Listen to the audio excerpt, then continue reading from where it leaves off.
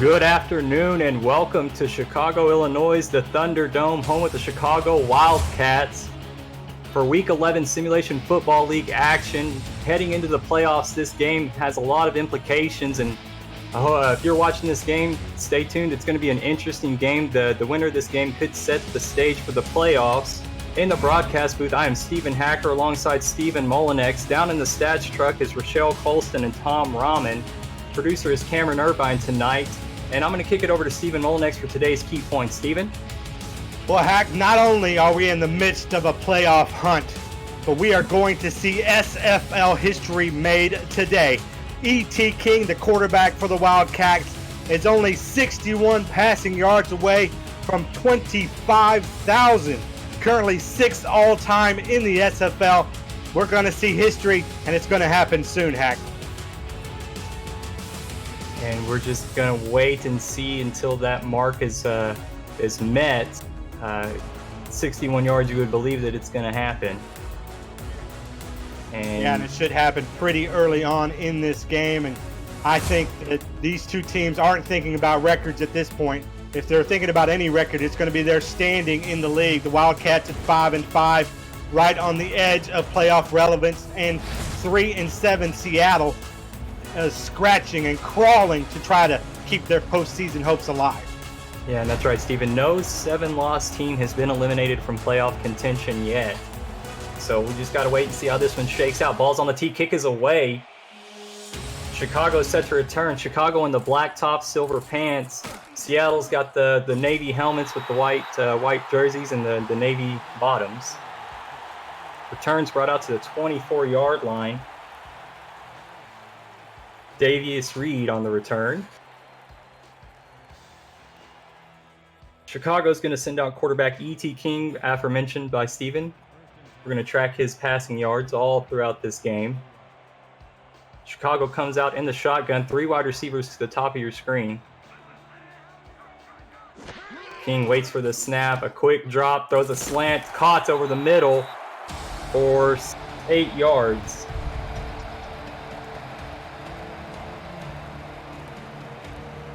And we're going to set up the offense here at quarterback E.T. King, running back Ash Odom, number 22, fullback Mike Improda, receivers Liam Hammer, Davius Reed, J.C. Torres, tight end Shan Varner, as well as kicker Anthony Cece. On 2nd and 2 from the Chicago 32-yard line, Chicago's in the shotgun again. Quick drop, moving up in the pocket as King throws it deep down the middle, but off the hands of receiver Liam Hammer, and good coverage by Mahmoud Ajloni. Yeah, and this Chicago Wildcats offense, they've got a worthy opponent, of course, across from them, but they also have their own demons to try and recover from. This offensive line has allowed 30 sacks on E.T. King so far this season. Need to do a better job protecting the man under center. On 3rd down.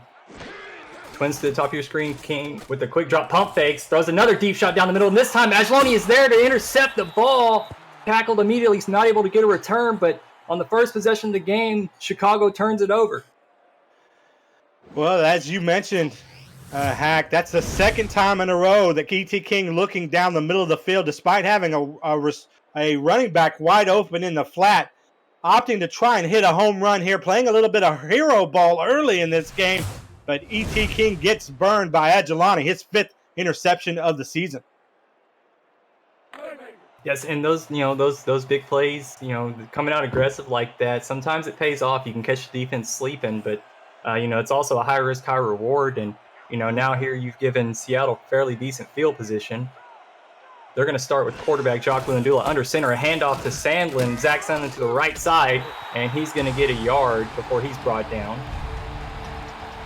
Introducing the Tyrants offense, quarterback number 11, Jock Lewandula, running back Zach Sandlin, receivers Mason Kirby, Jr., Senior the third, and Nick Castle, as well as tight end Tristan Carr, and kicker Whistle Jones.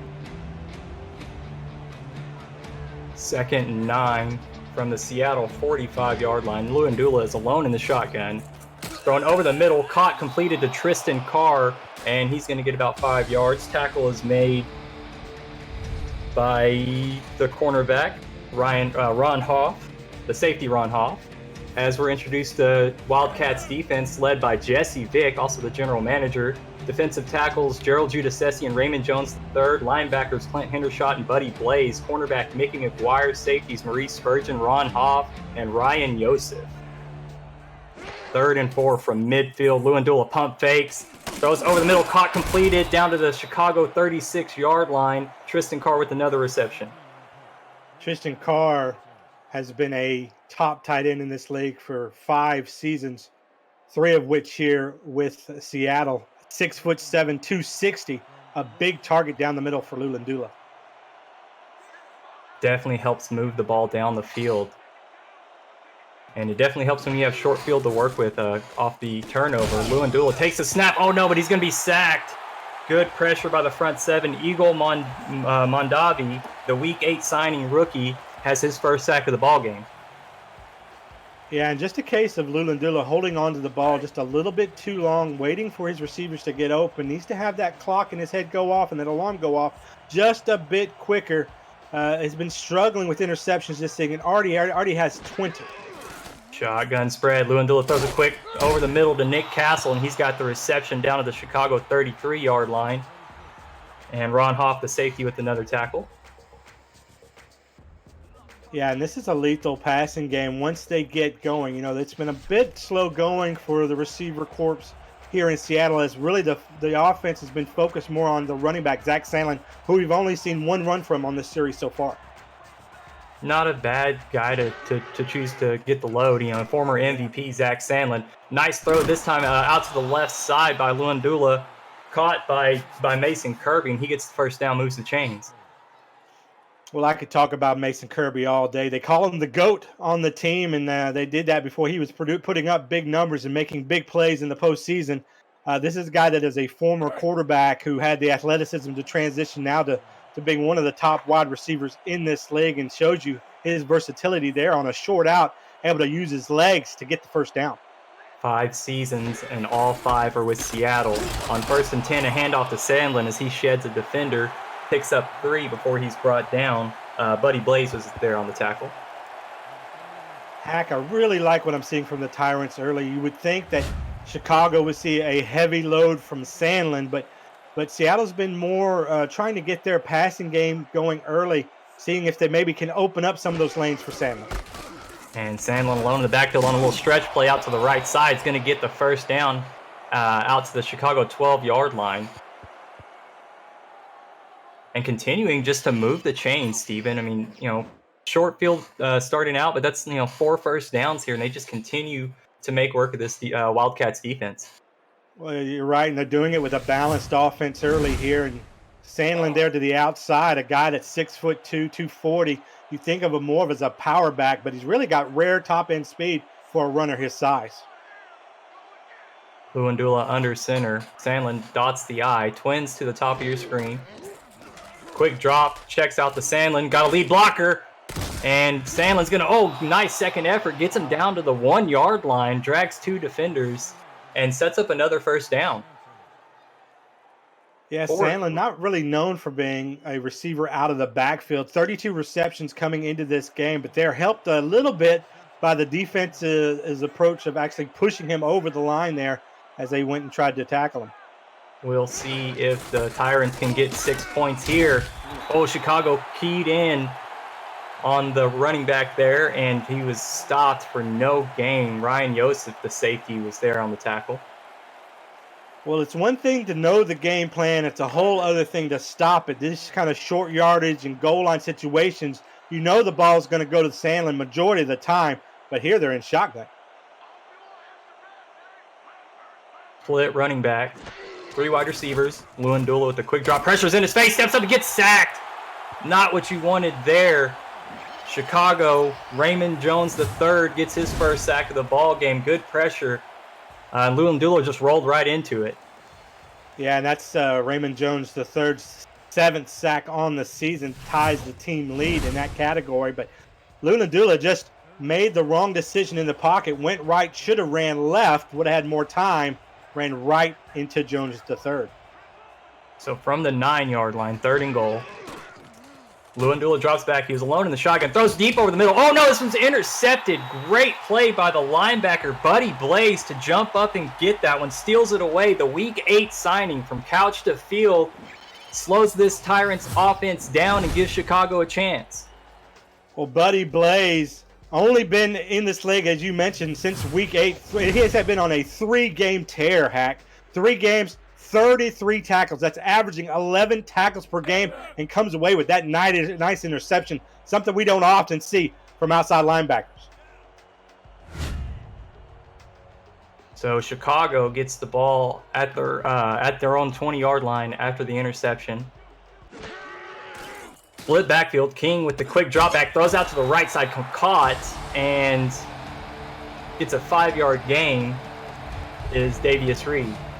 And let's look at the Tyrants defense, spearheaded by linebacker E.K. Vinson. They have defensive linemen Jukin Rukin, Ghibli Dew, and Denzel Maverick. What a scary 3 there. Linebackers Slint Shady, corners Ray Zor, Iverson Gamble, safeties Pete Mitchell, Mahmoud Ajloni, and Kane Vasquez. On 2nd and 5, E.T. King has to move around the pocket. Throws, looked like he was targeting Shan Varner, but it fell incomplete. Pressure was made by Ghibli Dew. Yeah, and Ledoux, anybody who watched the SFL last season will know that name. 20.5 sacks on the season for season 13, which was tied for first in the SFL. Has come in, only has 7.5 sacks so far this season, but certainly putting pressure on the quarterback like he did right there on E.T. King. And they just have a 3-headed monster. I mean, their defensive line is so scary. King with a deep drop, throws down the middle. This time it's wide open. Down to the Seattle 47, a huge play for Davius Reed. Well, it's clear what Chicago's game plan is against Seattle. They believe that they may be soft down the deep middle of the field. So we've seen E.T. King over and over again target that post route. And there it pays off, where on the previous series, it resulted in an interception. For those of you viewing for the first time, you may be wondering, what are you watching? Well, the Simulation Football League is the first controllerless esport, allowing you, the viewer, to participate in all the action on the field without a controller in your hands. Oh man, E.T. King is going to fumble this one, and it looks like Tyrants were able to recover it, and I'm sure we're going to see a challenge flag on this one. Ghibli Dew hits E.T. King, and looks like it's good. It is. Yeah, that was a fumble in my opinion. I didn't see the arm going forward. And 2 Wildcats are there, and they couldn't jump on it as Rukin ends up there on the ball. And you see Shan Varner, he's going to throw the challenge flag, at least give his team a shot to get this one back. Maybe they're going to challenge that he was going forward, a forward pass. Well, Ash Odom was right there, the Chicago running back, to jump on that ball, just realizes it late. And of all people to get on top of this thing, it was big old Jukin Rukin, 6'2", 320, the defensive tackle, who has the agility to get down there before the other 2 can. Let's see what the call is. It slipped right out of the tight end Shan Varner's hands as well. I mean, a bunch of Wildcats had a shot at it.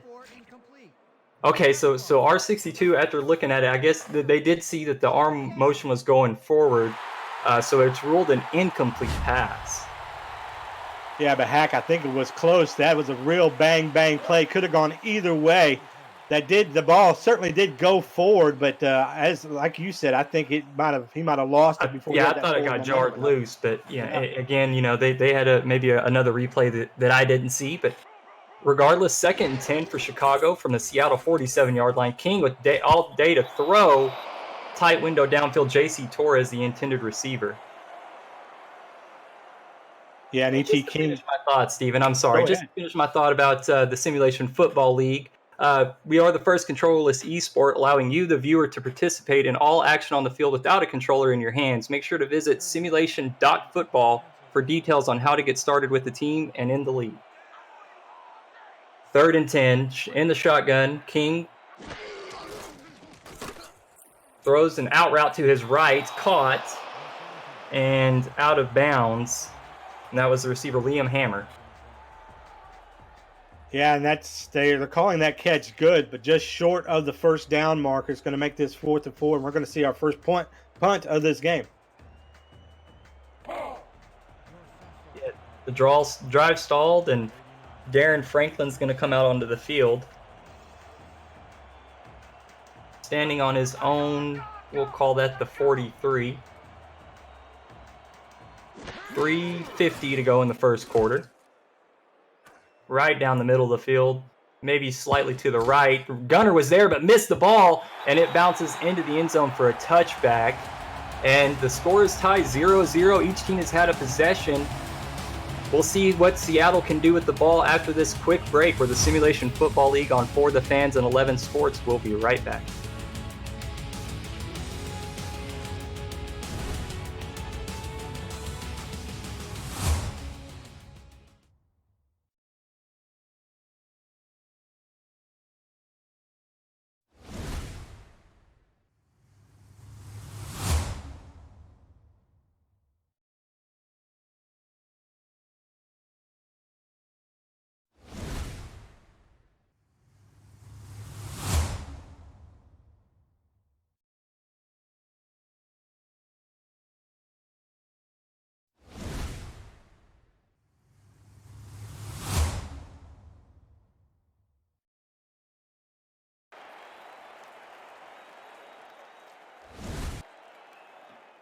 Welcome back to the Thunderdome in Chicago, Illinois. Tie ball game here. 3:42 left in the first quarter. Seattle Tyrants with the ball. Sandlin the lone back. Luandula back to throw. Thrown over the... Oh, almost intercepted. Intended for Tristan Carr. Batted down by Clint Hendershot.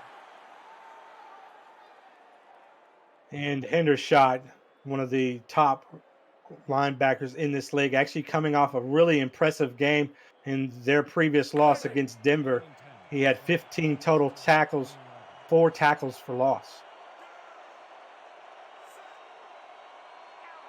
So on a 2nd and 10 after the incompletion, Luandula's in the far set. Thrown over the middle. Oh, was it caught? Yes, it was. Mason Kirby able to make the catch. Gets a first down to the Seattle 36-yard line. Just a terrific play call here by Seattle. They've actually got multiple receivers open, and it's a virtual buffet for Luandula, who picks the man in the post route. Mason Kirby going over the middle of the field and hits him perfectly, although Kirby did have to extend just a little bit to bring that in. Kirby now perfect, 2 for 2, 25 yards on the day. Luandula back to throw. This one's caught again. Gets it out to midfield. And I believe that's Nick Castle on the reception. And both of these teams here early on choosing to attack the middle of that defense on either side. And these quarterbacks, both of them already have a pick in this game, with Seattle's coming in the end zone on their previous series. Looking to capitalize and not make that same mistake. A handoff to Sandlin. He gets 4 yards. A couple of Wildcats there to bring him down. Yeah, honestly surprised we haven't seen more of Sandlin in this game, but it's obviously early. 5 rushing attempts, 17 yards, averaging 3 yards per carry so far early in this game. 2nd and 6, and the Tyrants are in the shotgun. 3 wide receivers to Luandula's left. Throws deep down the left side. Oh, one-handed grab, junior, senior, but they said he was out of bounds. Would have been a spectacular catch, but the referee, the side judge says, no, nope, your foot was on the line, and going to have to reset that one. Unfortunate, Steven. Yeah, the separation that junior, senior, the third is able to get. Oh, and the challenge comes out. I was thinking to myself, I thought he got his foot in, but I'm not down there on the field. But I think a good challenge here by Seattle. Junior, senior, the third, able to get such separation from the defender there in the millisecond that it took the ball to get to him. Let's take a look here, see if we can see his feet, Hack. And it looked good to me, actually. What do you guys think watching? If you want to share your thoughts on what you think happened on that play, you can join us at twitch.tv/FTFnext and share if you thought that was a catch or not. And the ruling on the field is overturned, so after reviewing the play, it was called a catch. So junior, senior is going to get credited with the reception down to the Chicago 21-yard line, and it gives Seattle a first down. 2:10 to go in the first quarter. Trips bunch to Luandula's left. He's under center. Sandlin's kind of offset. Quick drop, screen to Sandlin. No blocking developed, and he's only going to get one. Yeah, Jeffrey Smelzer, the wide receiver, was out there. Tried to throw somewhat of a block, but kind of whiffed, and that just left 3 defenders for Sandlin to take on. He may be able to take on 2. I don't know. Three's a little much. From the Chicago 20-yard line, 2nd and 9. Luandula alone in the shotgun. Throws over the middle. Oh, almost caught, but knocked away by the corner, Mickey McGuire, and it's going to set up a 3rd and 9. Yeah, McGuire actually able to get in front of the receiver there. Nearly came away with that pick, but just did a great job of anticipating the route, anticipating the throw, really watching the quarterback's eyes, and meeting the ball at its highest point where the receiver didn't. Another Week 8 signing for Chicago there, Mickey McGuire. Again in the shotgun of Seattle, looking over the middle. Mason Kirby has the reception down to the Chicago 6-yard line. Nice pitch and catch that time. Well, Lulandula is liking the middle of that field and really threads this needle between a sea of hands to get it right there. Oh, the linebacker, number 59, Hendershot, nearly tipped that ball, but just his momentum was taking him away. Kirby, a great job of staying focused and bringing that ball in. Yeah, it's an intense amount of concentration that has to be put into catching a ball like that. 3 wide receivers, 2 running backs. Luandula under center. Oh, thrown to the back of the end zone. Oh, tipped and intercepted. The second time it's been intercepted in the end zone. Ron Hoff gets this one. Yeah, Hack, and I think it's just a matter of these receivers are running out of room in the back of the end zone. The junior, senior, third tried to stop before he got out of bounds, but couldn't, and the defender makes a great play. A tip drill interception gives Chicago possession. Stay tuned. Simulation Football League on 11 Sports and For the Fans. We'll be right back.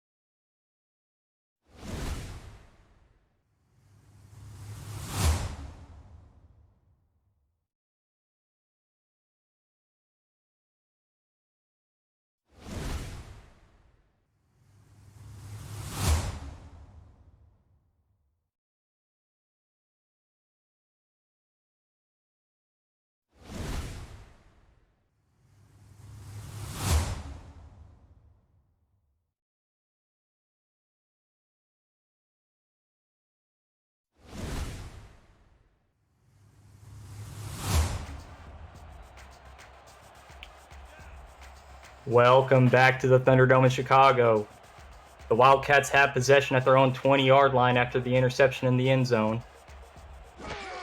King is back to throw, checks down to the flats to Ash Odom, and he's going to plow forward for 3 yards, getting tackled by E.K. Vincent and Iverson Gamble.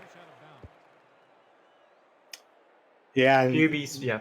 10 yards away now for E.T. King to hit 25K for his career. So it could be here on this series. And with less than a minute left here in the first quarter, we see history in the making. 2nd and 7. Under center. Hand off to Odom. Stretch play to the right. And he's met by Kane Vasquez after a short gain. Yeah, and a guy that we haven't called his name here so far in the first quarter, Ash Odom, the impressive, versatile running back for Chicago, a guy who has not just been effective on the ground, over 1,000 yards already this season, but 83 receptions as well. Second most receptions by a running back in the league this season. King in the shotgun, throws to Shan Barner. Oh, 9-yard gain, one short to eclipse the milestone. Great tackle made by Slim Shady. Shan Varner wanted to help his buddy E.T. King get that milestone, but just 1 yard short. And I think that's going to roll us into the end of the first quarter. It's a tie ball game here at the Thunderdome. Both teams looking to put points on the board, but it's been a close matchup so far. Stay tuned. We're the Simulation Football League on 11 Sports and for the fans.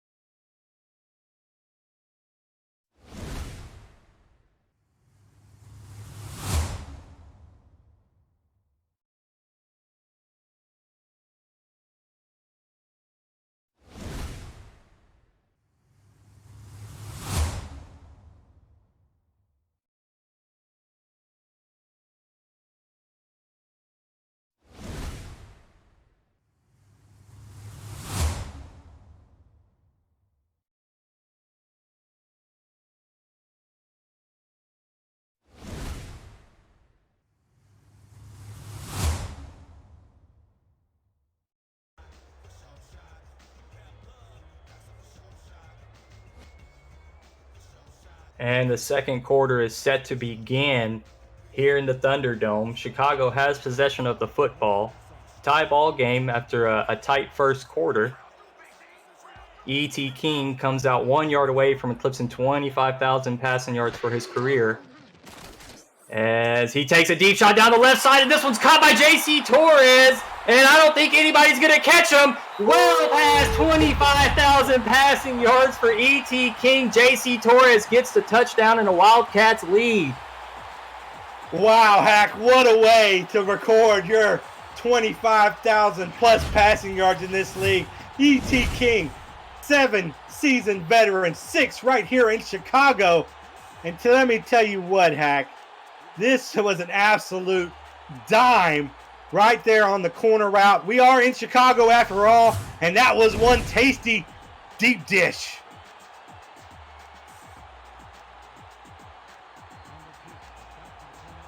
Just a fantastic play. I'm speechless. I'm just so happy for the quarterback, man. It's a great milestone to reach, and it's competitive there at the top of the quarterback leaderboard. So I know he's happy to surpass that mark.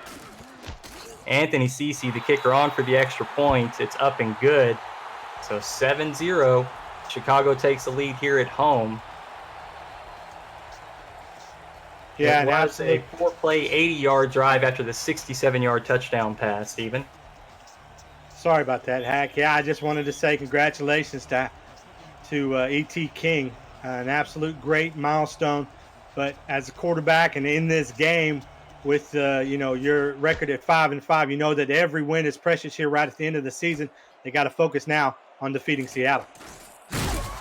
Nick Castle, the returner, gets out to the Seattle 21-yard line. We'll see how they respond to the points put up by Chicago.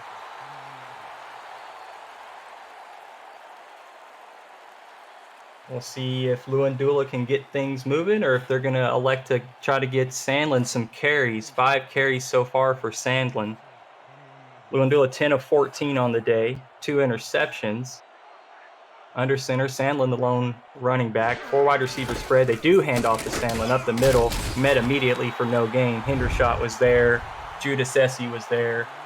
And, Sandlin is used to dominating on the ground. 1,600 rushing yards on the season, leading the league, 6.1 yards per carry, 9 touchdowns. Not a whole lot of receptions, 32, but again, just a force when handed the ball. He's just tough to bring down. Strong I formation, 3 wide receivers. Hands to Sandlin kind of up the middle to the right and gets a couple on that one. Well, Sandlin is obviously impressive, but equally impressive so far early in this game have been the Chicago Wildcats linebacker core. The duo of Hendershot and Blaze have really done a great job of taking care of the Sandman early in this game, so much so they've taken him off the field here on this 3rd down. Empty shotgun, 3 wide receivers to the bottom of your screen. 3rd and 6, a slant caught by Nick Castle down to the Seattle 34-yard line, gets the first down, and Ron Hoff makes the tackle. Let me tell you what a wonderful job Nick Castle did here. That is a 90-all slants play that is designed to send everyone towards the middle of the field. And what he did on that particular play, as he hung back just a little bit to give his receiver a bigger passing window, his quarterback a bigger passing window, and Lulandula able to find him for the first down. Split backfield, handoff to Sandlin. Oh, evades a tackler, runs over another one, and he's off to the races. He's got a blocker, but he's not going to need him. Zach Sandlin answers in fantastic fashion. Huge rushing touchdown.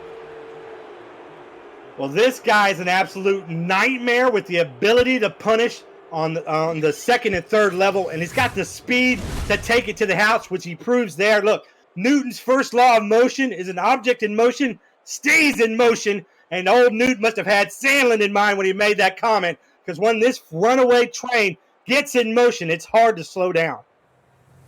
Man, I love it. Not only are you getting football, but you're getting a science lesson. I love it. I love it.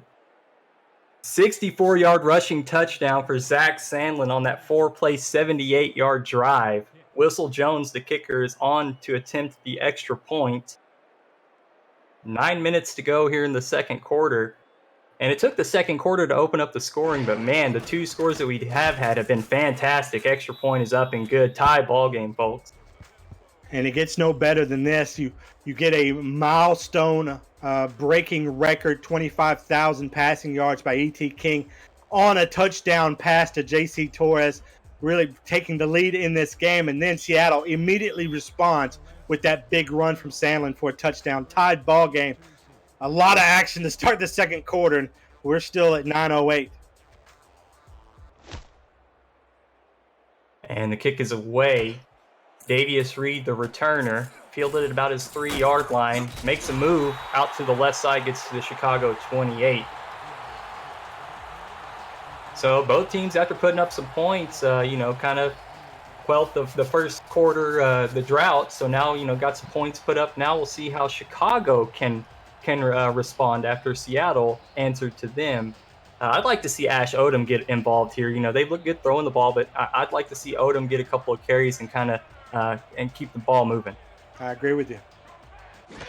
1 wide receiver out there for the Wildcats. They do give it to Odom. He runs over somebody. Good blocking by Mikey and Proda. Gain of 3.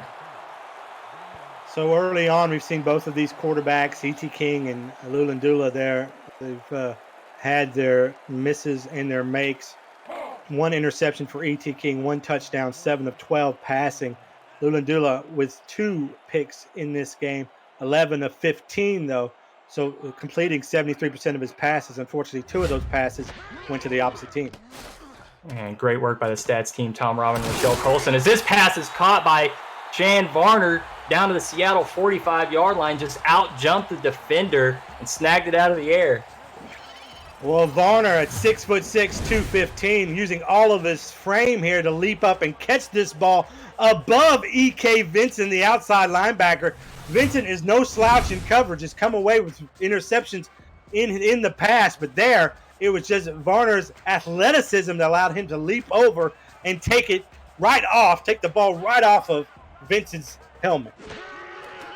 And first down. Now they're going to throw a swing pass to Odom. He's out. Oh, nice tackle made by Iverson Gamble. Up to the challenge of bringing down Odom. He's a tough guy to bring down out there when you're all alone, but a 5-yard gain. Well, as a defensive coordinator, I'm not quite sure how you stop Ash Odom, a guy that's got 1,000 yards rushing on the ground, can hit you as a speedster on the outside, has the power to run between the tackles, but could also line up in the slot as a receiver, has those kind of abilities. 2nd and 5, and Odom gets the carry. Oh, man. Lowers his shoulder on Ray Zorg, and enough yards to get the first down to the Seattle 31. Well, Odom is ideally suited for a hybrid offensive role that highlights his versatility as both a rusher and a receiver. This guy is the very definition of a dynamic playmaker, and he shows you there. He's got some oomph. He's got a little power, a little dynamite behind those shoulder pads as well. You see, gets a handful of carries, over 1,000 on his career. Yards per carry, touchdowns, 83. He's just second among running backs, and he's dangerous out of the backfield. E.T. King takes a deep shot. Oh, man, down the middle, and Liam Hammer's going to get into the end zone. A 31-yard touchdown pass. Well, E.T. King has just come on fire here in the second quarter. His second touchdown pass of this game, and this one going to Liam Hammer, the Week 8 edition.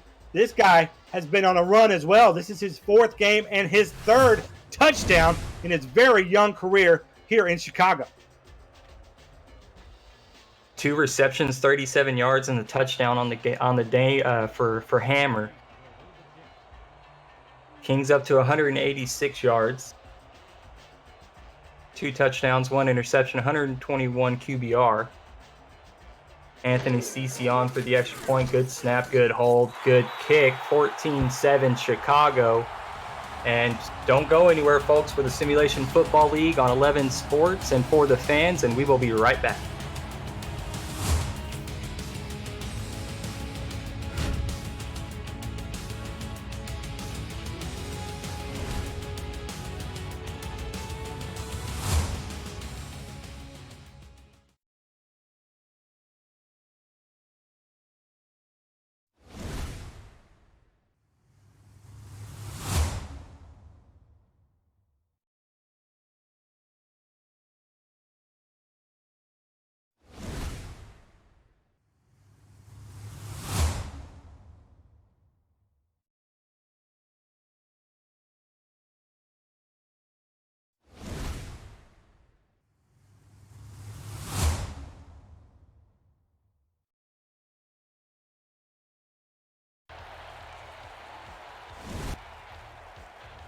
And we're back in the Thunderdome here in Chicago, Illinois. Chicago took the lead after that last drive. Ball set up on the tee. Anthony Cece ready to boot it away. 7:02 left to go in the second quarter. Nick Hassel, the returner, out to the left side. Hurdles the defender. Gets it to the 26-yard line. Yeah, nifty move there by Castle on the return.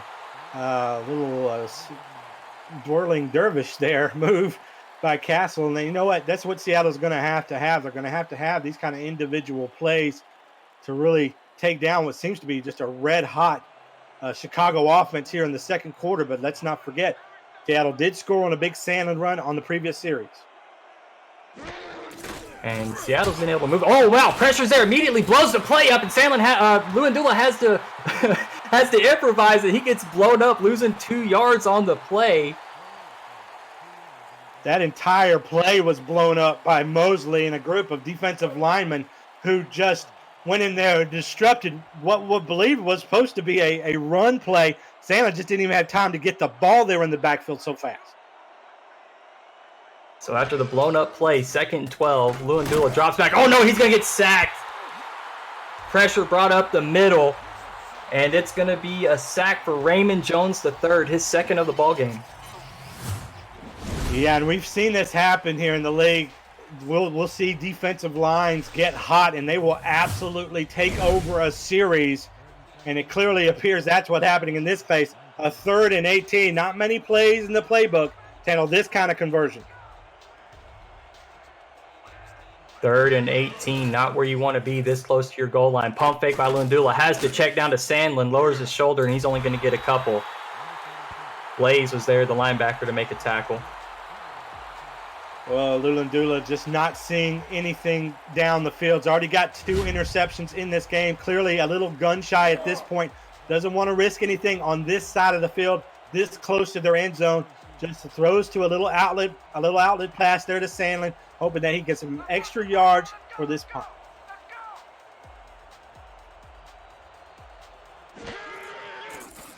Punter standing on his own 5-yard line. Decent hang time, fielded at about the 40, returned to the 45-yard line by Davius Reed. And, passers in peril. As you've mentioned, the two interceptions by Lundula and one by King here today, you can see that the QB rating is 70.5 for Lundula, 75.2 for King, and that's the lowest QB ratings of their careers this season. Yeah, and really struggling. They've had impressive careers, but this season certainly have struggled. E.T. King, at least in this game, has looked better. As Odom gets the ball down the middle, able to break free. One-on-one with the defender. He's out of the team. He's gone. Touchdown. Odom. What did he do? He had it.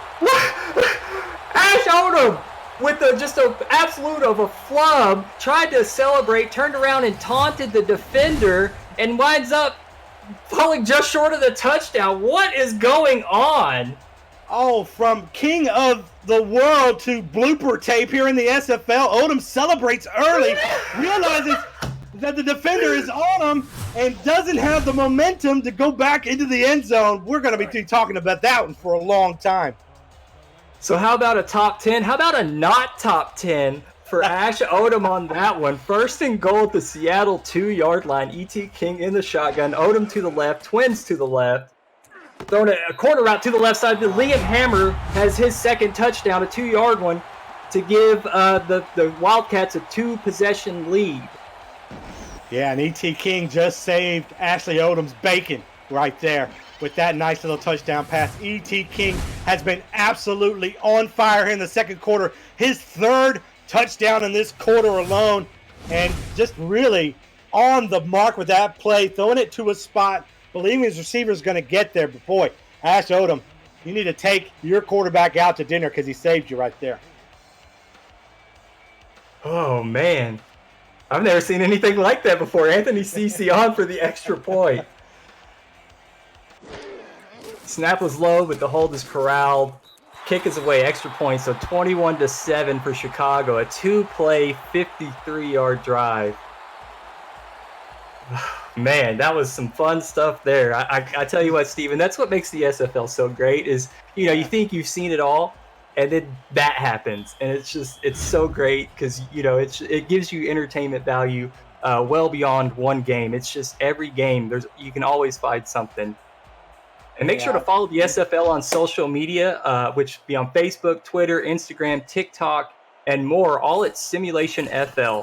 Make sure to catch more content like The Kramer Show, game highlights, and more by subscribing to our YouTube channel so you don't miss a moment of action when we're not on television. Nick Castle, the returner, gets that one out to the 21-yard line. And Seattle's got to respond. They've gotten behind pretty quick here, but there's a lot of ball game left. They just, it would be nice to get some points before the half, Steven. Yeah, and this offensive line has got to step up here. Remember, the defensive line of Chicago really dominated that previous series, forcing a 3-and-out. Let's see what they do here. A handoff to Sandlin. Oh, has to evade a couple defenders. Pressure was there, but gets 3.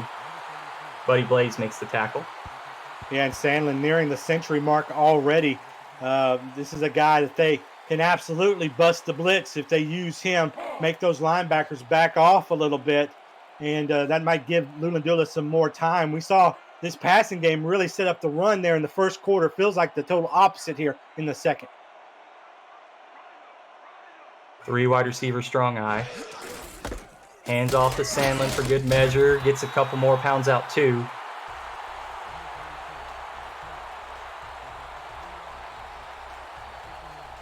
Seattle's, I like that they're continuing to feed Sandlin here. They've had a pretty good 3rd down conversion. So I don't mind seeing them let Sandlin work a little bit. 4 of 6 on third down today, 14 first downs for Seattle. So 3rd and 5 is a little unfortunate, but we'll see if they can convert. All slants. Oh, thrown over the middle is tipped. Batted down by Ryan Yosef. He was in position to make an interception, but couldn't come up with it. Let me tell you what, Ryan Yosef, in just his third, and now in his fourth game, has been on an absolute tear. Again, just another one of these late season additions, going caps from field, absolutely making impact. Get these stats, Hack. 3 games, 39 total tackles, averaging 13 a game, 3 interceptions, and a defensive touchdown. That is a great 3-game stretch. Yeah, man, Coach Shan Varner should maybe look at giving his scouting team a raise, finding a gem like that this late in the season. You got to be happy with those kinds of results. Decent punt. Davius Reed returns it to the Chicago 43-yard line. So Chicago has time to score 3 minutes, just over 3 minutes left before the half. They have all 3 timeouts. So 2-minute warning plus 3 timeouts. And the E.T. King has been absolutely sensational in this quarter. 3 touchdown passes for the guy who just eclipsed 25,000 yards in his career. Boy, they could really start to put this game away with another score before halftime. King back to throw. Checks it down to Odom. Out in the flat, stiff arms the defender, and gets the first down out to the Seattle 46. Well, Odom, just such a luxury to have a wide receiver in the backfield that also is 4th all-time in rushing yards. He just happens to be both. This is a guy that you can hand it to. This is a guy you can throw to. Just a versatile playmaker that I don't think we've called his name enough in this game. But outside of that that blooper that's going to be played over and over again. But certainly a guy you don't give up on, and especially in this game, they're going to lean on him heavy to salt away this game. Ash Odom memed himself. Yeah. 1st and 10. Swing pass to Odom to the right side. He's going to pick up 7 as Ray Zor and Kane Vasquez are there to make the tackle. Well, I love the fact that mentally that he hasn't, lost it in this game. Maybe if that didn't end up being a touchdown on that play, maybe that would mess with him a little bit more. But showing a good job here early on this series, had his number called a couple times, come through. 2nd and short. Shotgun twins to the left. Shan Varner is the tight end down at the bottom of your screen. King with the quick drop throws over the middle. Nice deflection by E.K. Vincent to knock it down. J.C. Torres was the intended target. Yeah, Vincent, a very versatile outside linebacker, surprisingly good in coverage. We did see Shan Varner actually catch a pass over him, but he was certainly in position to mess with the pass a little bit there, in better position to knock that one away. 3rd and 3. We'll see what the Wildcats draw up here. Single back, 2 tight ends, 2 wide receivers. Seattle's in the nickel. Wildcats elect to throw the ball. Out route is caught and picks up the first down. Was the tight end Caesar Cannon. Yeah, and that's all about protection in the pocket. We talked about at the beginning of this game, E.T. King has been sacked 30 times, and this offensive line was going to have to do a better job of protecting their quarterback. They've absolutely done so. Certainly King had the time there to allow his receiver to get open. Snaps the ball, throwing a quick swing pass to Odom, and he's going to pick up 1. Fortunate to get any positive yards. Defender's a little slow to get up after being forced to the turf by Odom. Well, King averaging 69% of his passes completion percentage coming into this game. He's right at 71 right now, 15 of 21. Of course, those 3 touchdown passes that we mentioned and an interception. And we've reached the 2-minute warning of the 2nd quarter. We are the Simulation Football League on 11 Sports and for the fans. Chicago has a 21-7 lead. We'll see how the half plays out after this.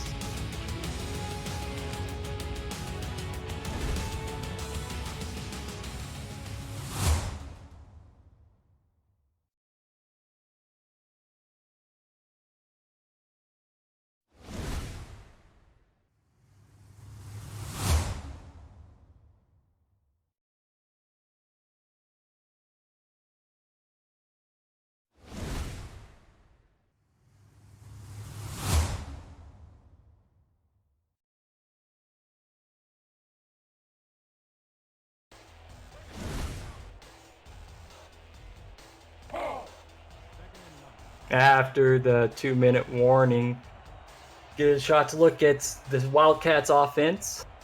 From the Seattle 31-yard line, 2nd and 9. Odom's the lone back, 4 wide receiver spread. Thrown to the right side is caught by Shan Varner to the 27-yard line.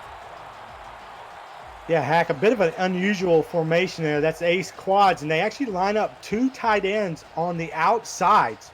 And they are just getting Varner there on the little short out. They're not a receiver not a defender in sight. Able to convert that, makes this a more manageable 3rd down. Great recognition by the offensive coordinator, Stephen Molinex. Shotgun for E.T. King. Time to throw, pressure in his face. This one's caught to the right side down to the Seattle 19-yard line by Davius Reed. Yeah, and again, it's that time in the pocket that's affording King the opportunity to allow his receivers to get open there.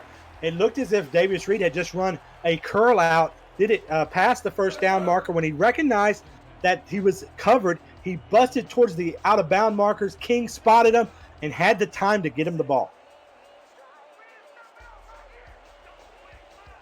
From the Seattle 19-yard line, 1st and 10. King is under center, 2 wide receivers to his right, a swing pass to Odom to the left. 2 defenders were there, and he gets a couple on that one. And King gets the ball out so fast to Odom. You got to think that's a designed play to try and get him the ball. They want to get Odom the ball despite his earlier blooper. They want to make sure that he's involved both in the passing and the running game. 3 wide receivers bunched to the left for King. As he drops back, an out route to the right side. It's caught by J.C. Torres, spins back to the middle, and he's going to be brought down by Slen Shady, but not before he can pick up a 1st down. Seattle's defense giving a lot of respect to Torres after that touchdown reception that he has. Backed off so much, really gave him that 1st down. So this defense trying to prevent those longer plays from E.T. King. 1st and goal. They have to score pending a penalty. Caught out to the left side by the tight end Caesar Cannon, and we're going to have a hurry-up offense as Cannon only gains 1 yard. King back to throw. A check down to Odom, and he's going to work his way back to the middle of the field, loses the yard that they just gained. Now Chicago's going to call a timeout. Yeah, nice job by Seattle's defense. Bit out of position in the sense that they had to stay in their formation for that no-huddle offense, but just did a great job rallying to the ball there. Great job in coverage, forcing King to go to his outlet there and Odom can't stop the barrage of defenders that was heading his way. So 3rd and goal, this may be the last opportunity for 6 points for Chicago. King is alone in the shotgun. Quick drop, throws a slant route. Oh, it looks like it was bobbled, but ends up in the hands of Liam Hammer, who now has 3 touchdowns here today. A career day for wide receiver Liam Hammer. Yeah, and actually that's his 4th touchdown in the last 3 quarters on the field. Liam Hammer just absolutely making a name for himself here in his very young career with Chicago. And E.T. King splashes down for his 4th touchdown in the 2nd quarter. Seattle must be reeling on the sidelines. After a 12-play, 60-yard drive, it was capped off with the 9-yard touchdown pass. Anthony Cece out to attempt the extra point. Good snap, good hold, good kick. 28-7 now for Chicago, and Seattle is scrambling to recover. They just, E.T. King caught fire here in the 2nd quarter, 4 touchdown passes, and just Seattle really didn't have an answer other than the Sandlin run. Well, I think it goes back to that milestone-setting touchdown to open this game. It seemed like Chicago, when they broke open the game, that Seattle was going to go step for step with them. They came back on the next series and scored on that long touchdown run. But now that they've been faced in this deficit, I think they're going to get the ball less and less to Sandlin and have to rely more on Lulandula, who has struggled a bit this season. As I look down over into the chat, which is on twitch.tv/FTFnext, I see a lot of people asking, who is Caesar Cannon? Well, he may be a familiar name to some of you veterans of the league. And if anybody can tell me in the chat where you might know him from, that would be great. We'll see if anybody can answer that one. 1st and 10 from the Seattle 19, 28 seconds before halftime. Handoff to Zach Sandlin up the middle, and Sandlin's going to get 7 before he's brought down. Just eclipsed the century mark. Yeah, it's going to be a nice statistical day for Sandlin, but it's not going to really demonstrate how Seattle's played in this game. They have just, after a scoreless first quarter, they have just not been able to stay paced, foot-to-foot speed there, or on pace with what Chicago's doing offensively. Lewandula, fires a dart down the left side over the middle, completed by junior senior the third, and the clock is going to tick down to zeros, and we've got ourselves halftime. Chicago takes the lead going into the half, 28-7. And Steven, I mean, it was, we've kind of highlighted it. The second quarter belonged to E.T. King, and that gave the Wildcats the lead. Yeah, it's been an amazing second quarter for Chicago. 4 passing touchdowns in that quarter. One that helped break the 25,000 milestone for quarterback E.T. King. And it's just been all numbers and all Chicago from there pretty much, as now Seattle is going to have to shift to their passing offense. A passing offense, in fact, that came into this game dead last in the SFL, averaging only 197 yards per play, but they have been absolutely jinxed in the end zone. The Tyrants throwing 2 interceptions there, so they've been able to get into the red zone and opportunities to score touchdowns, but have had them taken away, whereas Chicago has cashed in when they've having the opportunity, and they've had the opportunity quite a bit there in the second quarter. Some adjustments need to be made going into the second half. I like the rushing splits for Sandlin and Odom. But I'd like to maybe see Odom get a little more involved, but they've been so explosive that it's hard to complain when your team's putting up points through the air. Defensively, I think I'd like to see some pressure generated. I said, before the game, the front line for Seattle is scary, and aside from a couple of pressures from Ghibli, the others have been quiet. I know Rukin jumped on a fumble, but the pressure I don't think is there, at least not from what I expected. So we'll see if they can get after E.T. King and kind of get him unsettled after he caught fire.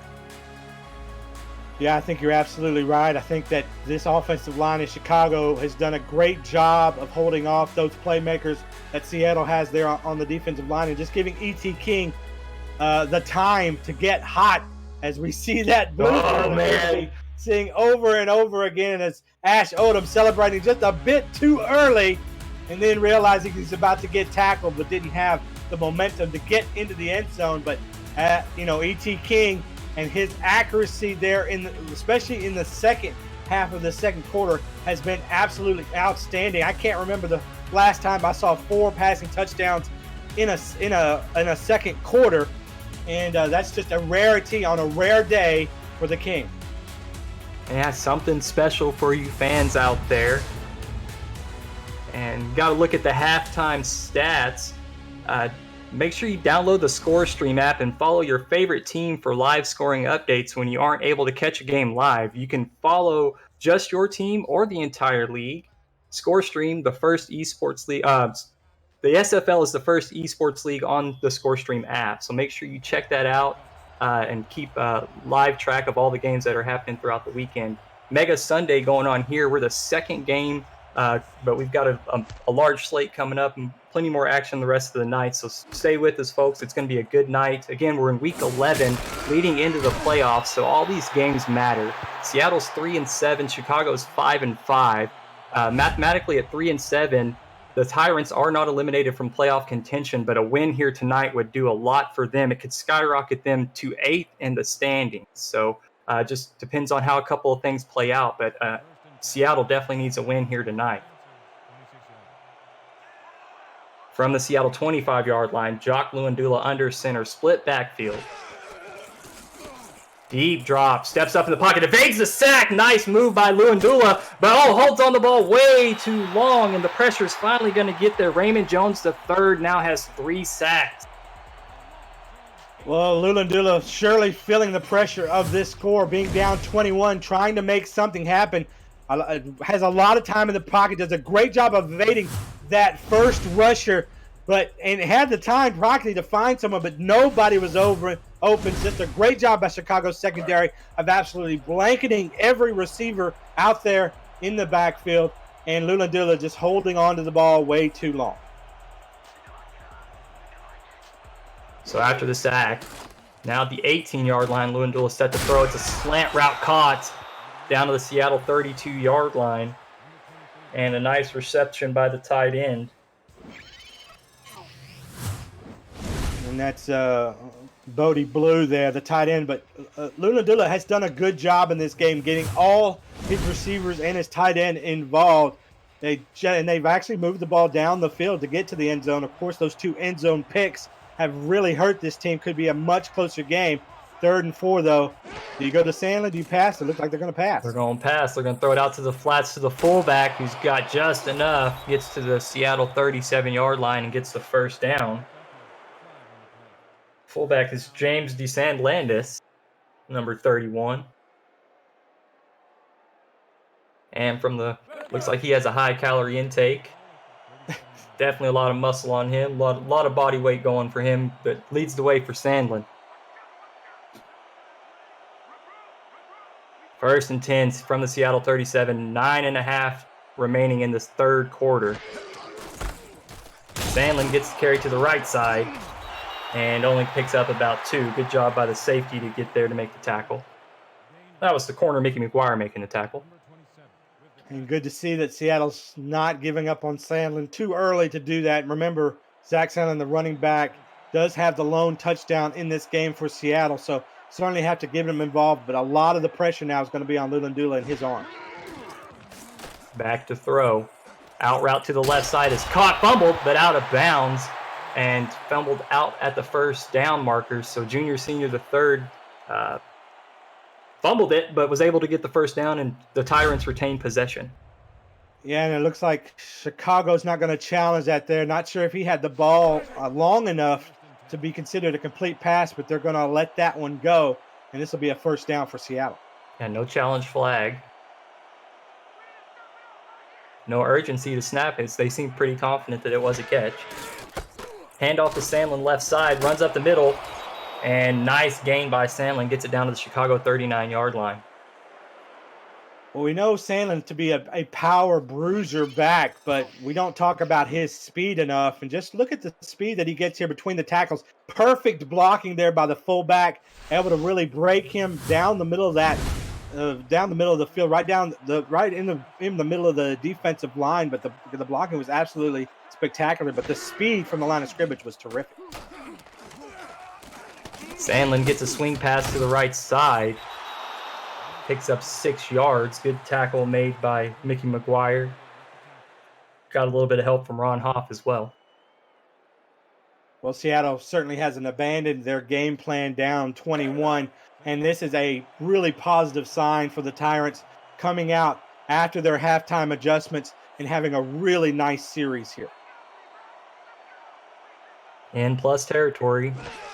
Seattle's moving the ball. Oh, no, Sandlin gets stopped for no gain on that one.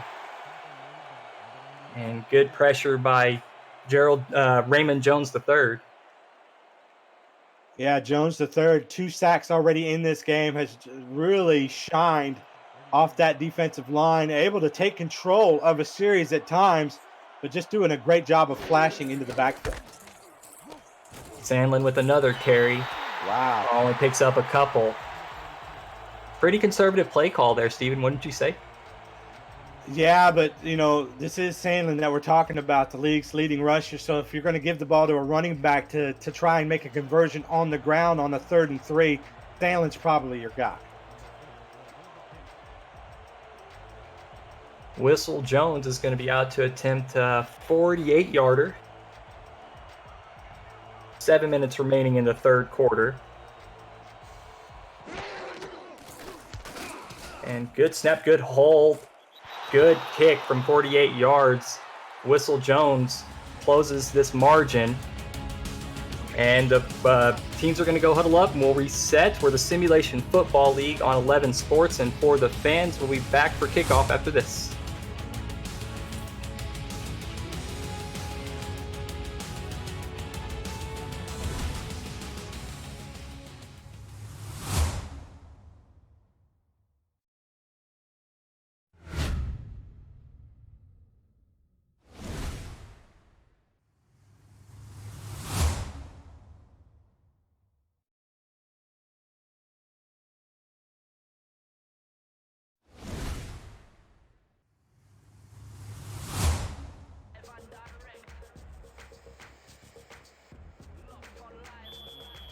And we're back at the Thunderdome.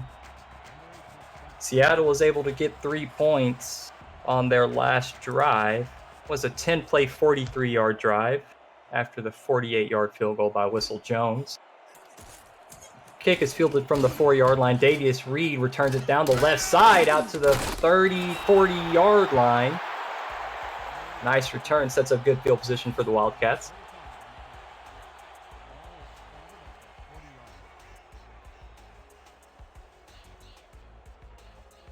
And in the third quarter, we got to see if how E.T. King can fare here. Odom, I would say, is a little behind pace on his rushing yards on the season, but we'll see if they can keep him involved as they try to protect the lead. King back to throw, steps up into pressure and gets sacked. Pressure came from the right side, and King is going to lose 8 yards, and that's Jukin Rukin. Yeah, Jukin Rukin actually moved from defensive tackle to defensive end, and you see why. The speed to break around the outside right there, 6'2", 320. That's a load coming at you, and E.T. King didn't know what hit him. A little wrecking ball, just able to move bodies around at will, and you need that kind of strength when you're in the trenches like that. King is alone in the shotgun. On a 2nd and 18, they feel like they have to throw a curl route. Caught underneath for about 4 yards. And Yuyi Abia has the reception. Yeah, and this is E.T. King. We've seen him get good protection in the pocket, but that is broken down here in the last 2 plays, and you can see what that pressure is doing to King, who has been really accurate, coming off a terrific 4-touchdown second quarter. King back to throw, fires out to the right side. Pass is deflected by the corner, Ray Zor. And that's going to force the Chicago Wildcats to punt.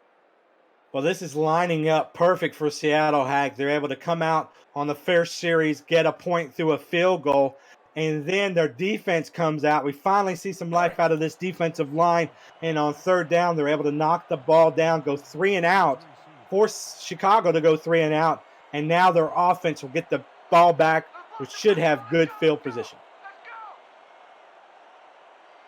Hunter is standing on his own 20-yard line. Seattle didn't bring any pressure. Castle is going to field it at about the 25, brings it out to the 34. So from the Seattle 34-yard line, that's where we're going to see Seattle's offense take the field. They scored on their last possession, but maybe this time they'd like to get the 6 points. 5.5 minutes to go before the end of the third quarter. Ulandula with 3 receivers to the bottom of the screen. Junior Senior the third alone up at the top. And he takes a shot at Junior Senior the third. This one's tipped and intercepted as Ryan Yosef takes advantage of the tipped ball and gets a turnover. Yeah, and this is just a terrific play there in the backfield. Yosef catching the ball off the tip. There, I'm trying to see who the player was. I think that was Jesse Vick, who has 6 interceptions on his own, able to tip that ball.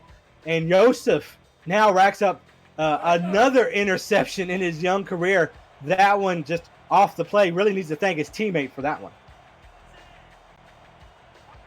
Defense working hard to give each other opportunities. From the Chicago 49-yard line, King rolls out, throws out to the flats to Ash Odom, and he's able to get 1 yard down to midfield, covered by E.K. Vinson. And that's going to make Lunadula's 3rd interception of the day on that previous play. And, that's unfortunately, that's not going to change, I don't think, here going into this game, as they're just, even though they're just down 18, they're still going to need to pressure Lunadula to make plays. King throws over the middle. Wow, nice grab made by J.C. Torres on a laser thrown by E.T. King. Yeah, Torres in a sea of white jerseys able to come down with this pass. E.T. King so steady in the pocket, times it perfectly with the blazing Torres coming across the field. The reception by Torres sets up the first down, Seattle 36-yard line.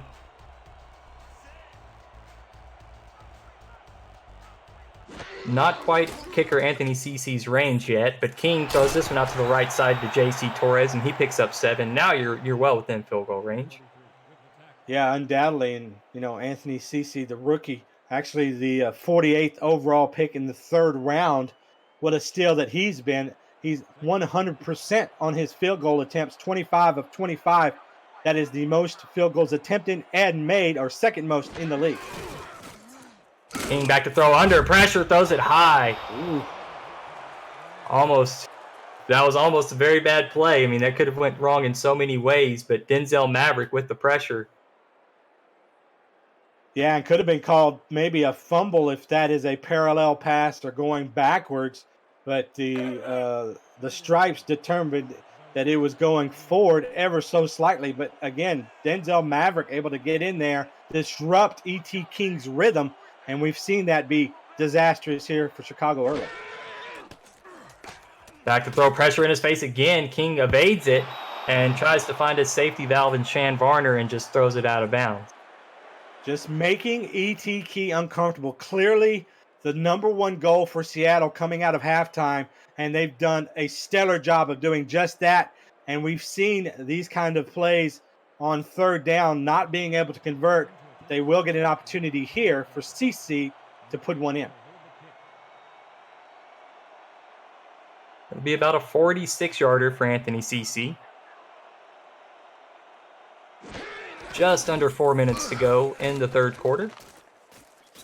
And the field goal is good from 45 yards. So now 31-10 for Chicago in the Thunderdome. We are the Simulation Football League on For the Fans and 11 Sports. Don't go anywhere, folks. We'll be right back.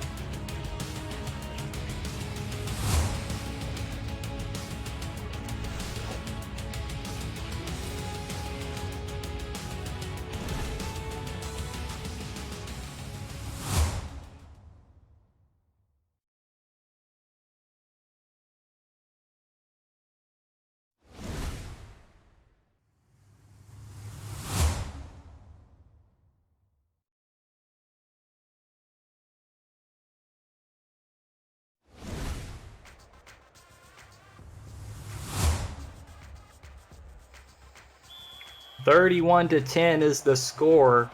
Still have a whole other quarter to play in this ball game, so plenty of time for Seattle to mount a comeback. I think they accomplished their goal on the last drive, which is slow E.T. King and this offense down. Seattle just needs to respond on this possession and kind of close this margin. And I think we've got a ball game on our hands. Receiver Nick Castle on the return to the Seattle 26-yard line. What I saw earlier in the first half, Steven, was they were using Tristan Carr a lot. Did you notice that? And he's been kind of quiet here. Maybe let's see if they can kind of find that rhythm again and moving down the field. Luandula under center. Sandlin, the lone back. Carr, the tight end's on the bottom side of your screen now. Luandula on the run, throws to his left side, a junior, senior, the third, and that one's caught for a 7-yard gain.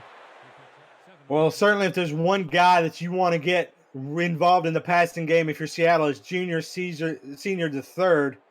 Mr. Suffix himself tied for fourth in receiving touchdowns in the league with 9, but that's going to make his 7th target of the game, coming away with 4 receptions and his in 59 yards. Yet to splash in this game, but they're having trouble to get in the end zone anyway.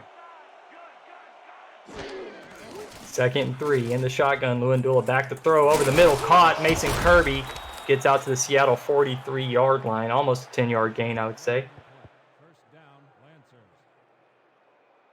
Yeah, and not sure, Hack, if it's all Luandula time right now. If you still don't want to try and mix in Sandlin somewhere, here, that he has the ability to take it to the house at any point. So I'd like to see him involved in just a little bit, but it's got to be all on the man under center. Sandlin, shifty, moves up the middle, and he's going to get 7 yards on that carry.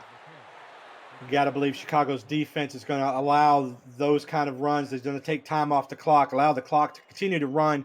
Even though it's here in the third quarter, you got to be kind of thinking that way if you're Chicago, try and salt away this game. And I expect them to be a little bit more conservative on offense themselves to try and do so. But if you're Seattle, you gotta look down the field at some point.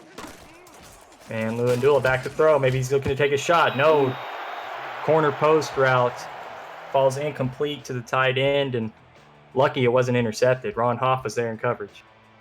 Yeah, and that was Blue there on the target as, as you mentioned, try to get their tight ends a little bit more involved. But I think at this point, it's just who's open. Whoever gets open, let's get them the ball to try to move this ball down the field and put some points on the board. Yeah, maybe the pressure from Chicago's defensive line has kind of shortened up the reads that Luandula is willing to go through, as he just threw it to an incompletion to Mason Kirby on that one, and it was a quick slant, and there was still pressure in his face. So 4th down, and just, again, I want to kind of hit on that point of Chicago's defensive line has really been in the backfield all day, forcing Luandula, I think, into some of these bad throws. Yeah, and on that particular play, it was the linebacker Hendershot that actually was able to get in front of the receiver and really mess the timing up between the receiver and the quarterback. But certainly the defensive line pressure is forcing Luandula to get the ball out of the pocket quick. From about midfield on the punt. Oh, returner. Oh, shakes the defender. Something on to the back ground and spins. And he's only got one to beat. Oh, and he gets caught from behind. Just a shoestring tackle. Able to trip Davius Reed up enough to push him out of bounds. And that was an explosive return. Gets it right back to midfield. And after that punt, we're going to take a quick break.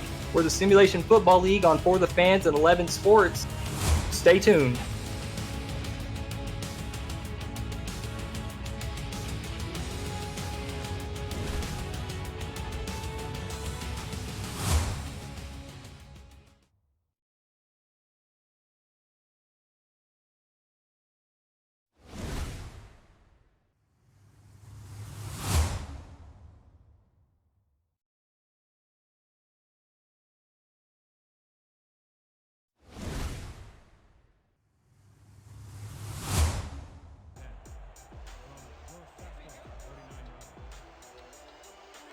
Welcome back. 1st and 10 for Chicago. King hands off to Odom up the middle. Gets 4 yards on the carry. Yeah, weak power I formation shows Chicago's commitment to the run there, giving Odom an extra blocker in the backfield, just trying to open up those lanes as they here late in the 3rd quarter have a very comfortable lead, 21 points, and should try to get Odom going a bit more here on the ground. King under center, hands off to Odom one more time, and gets 2 yards before he's brought down. And we're going to take a look at the rushing yards per game for the Chicago Wildcats over the past 4 seasons. Season 11, 98.5, which is good for 11th. Season 12, 101.4, 13th. And 92.3 for 12th last season. And this season, currently at 108.7, good for 8th. So always consistently trying to push that century mark with the running back position. And after the play was caught by Liam Hammer, there was a penalty flag thrown, and we'll get a look at R62 to see what the play was. And so it was a late hit, so that will be in addition to the yards gained. So it looked like he got down to the 20. Yeah, he got to about the 22-yard line, and then they're going to get about a plus 15, I think, onto that. So almost a plus 10 onto that. So down to the Seattle 11. Liam Hammer after the big reception, plus the late hit, a little bit of frustration from the Tyrants defense. Now inside the SFL red zone, E.T. King moves to his right, checks down to Ash Odom, and he's lit up by E.T. King in the backfield. Yeah, good job by Seattle's defense, really blanketing the receivers, forcing King to go to his outlet there in Odom. Usually that works out well for them, not at that time as Odom is stopped in the backfield. Under 30 seconds before the 4th quarter. A big lead for Chicago. Points here would only help extend and make that lead even more comfortable. Seattle needs a stop. Check down to Odom and loses another yard. Chicago's going the wrong way, Steven. Yeah, they are, but they're pretty comfortable at the moment. They don't seem to be pressing, certainly not trying to turn the ball over here on this side of the field. They want to come away with points regardless. So King being a bit conservative, but understandably so. This doesn't look conservative in the shotgun alone, but the clock is going. Oh, they snap it before the clock expires, and intended for the receiver was J.C. Torres. Another penalty flag, and Seattle. I believe this one's going to be on Seattle. It is. It looks like pass interference. So Seattle's really got to tighten up here defensively because a couple of key errors here have allowed Chicago to get down to score, and now they've got a fresh set of down. Yeah, and it looks like Campkin there was the one that committed the penalty, and they'll get another opportunity on the other side of the break. And with the score being 31-10, we're going to take a break. We are the Simulation Football League on For the Fans and 11 Sports. Stay tuned for the conclusion of this game. Get your fours up.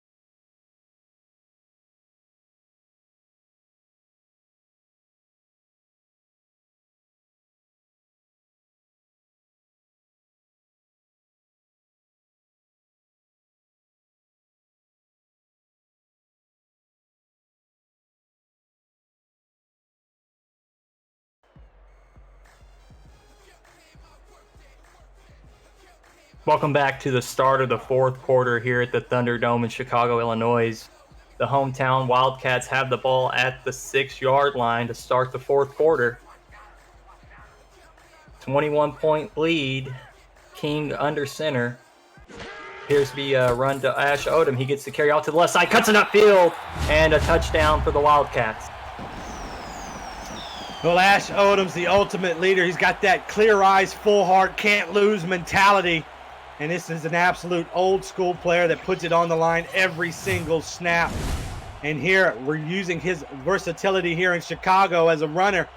Actually lowers his shoulder, but there's nobody there because the blocking is so good.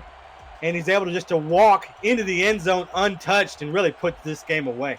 Yeah, good shot there of Mikey and Proto working in the trenches, blocking, sealing the gap, the fullback for Ash Odom. Sometimes those guys don't get a whole lot of credit for the hard work that they do, but it showed there. It was front and center on the highlight. CC out again for an extra point, and it's up and good. So 38-10 for Chicago.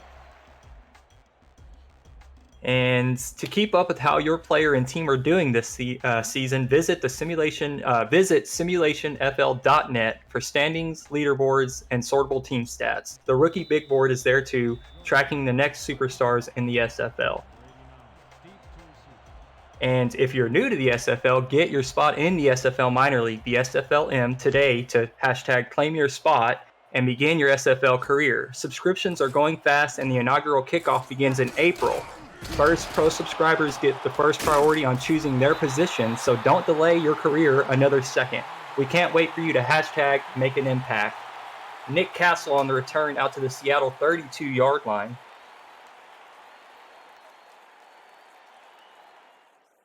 And he's doing pretty good today, giving his team fairly good field position. He's had a few good returns so far. Yeah, and been effective as a receiver as well. Just not enough big pass plays from this offense. Handoff to Sandlin on first down. He's met by Buddy Blaze and only gets one. Buddy Blaze, a trio of a quadruple. Well, actually more than that. They've had 5 Week 8 signings. It's a transition on their roster, and Blaze has been an absolute revelation along with Ryan Yosef, the safety. They have played lights out, being brand new to this team, bringing Chicago new life. Sandlin gets another tote, and he's going to get a couple more before being brought down by Ron Hoff. And as a coaching staff, if you're on the Chicago coaching staff, you have to be happy that these signings are contributing in this fashion this early. It's good to get that kind of return on your investment. And these guys are out here making an impact for Coach Shan Varner. And you got to like the fact that it's happening and they're all congealing and coming together here at the end of the season when the wins are rare and needed to get into the postseason. Yeah, they've been able to hang around, seeing them at 500 right now, 5-5. It's, they kind of control their destiny in a way, as long as they can keep winning and kind of get these things to work out, they've got a shot. Mason Kirby was the target on that last catch. Ran out of bounds with little effort or no defense there. Just his momentum dragged him out of bounds. Well, Chicago, to start the season, they started it with 2 losses, one to Tulsa, one to Queen City. And then they ran off a 4-game winning streak. So they right in the heart of their season, they had a 4-game winning streak. And then they had 2 losses right before that big roster transition. And so they're looking to now ink their second win in their last 3 games. And as we mentioned, right there in the playoff hunt, really needed this win to try and help secure them a place in that running. 2nd and 7 after a 3-yard gain by Sandlin. Luandula under pressure has to evade, rolls to his left and just checks down to Sandlin, who runs out of bounds, makes the catch, but gets nothing. Yeah, a bit of a worst-case scenario here for Seattle. You don't want to see this Chicago defensive line once again establish themselves. We've seen it already in this game, especially from Raymond Jones III has just been an absolute disruptor and penetrator from the defensive tackle position. They can take over the game in a spot where Seattle really needs to be the ones taking over. Luandula to throw on a 3rd down, finds the post route open. Mason Kirby breaks a tackle, and he's going to go into the end zone. 47 yards for the touchdown. Huge play for for Seattle. Well, they call him the GOAT for a reason. He comes up with these monstrous plays when the team needs it the most.